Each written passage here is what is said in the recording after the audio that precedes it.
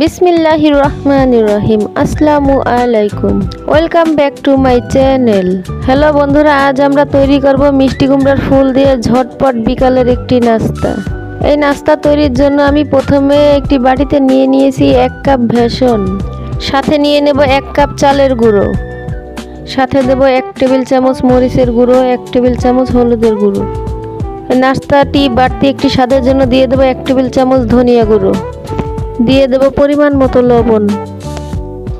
এবার দিয়ে দেব একটি ডিম। এবার সমস্ত উপকরণগুলো আমি সুন্দর করে মিশিয়ে নেব। এই মিশিয়ে নেওয়া উপকরণের মাঝে দিয়ে দেব 1/2 কাপ পানি। এবার আমি নেড়েচেড়ে ব্যাটার তৈরি করে নেব। ব্যাটারটি বেশি ঘনও হবে না এবং বেশি পাতলাও হবে না। দেখুন বন্ধুরা, ব্যাটারটির ঘনত্ব এরকম হবে। এখানে আমি 12 পিস মিষ্টি কুমড়ার ফুল সুন্দর করে বেছে পরিষ্কার পানি দিয়ে ধুয়ে নিয়েছি।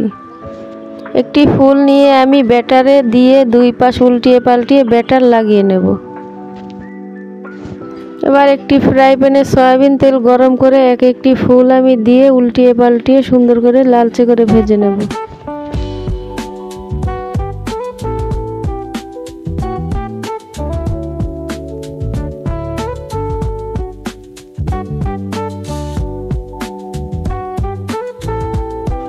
এরকম বাদামি কালার হলে উঠিয়ে নেব।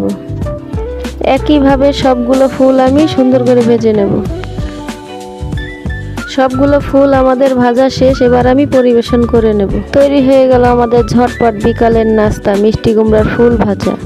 বন্ধুরা, এই রেসিপিটি যদি আপনাদের ভালো লাগে, এভাবে ফুল এনে আপনারা বাসায় ভেজেও ট্রাই করে দেখতে পারেন।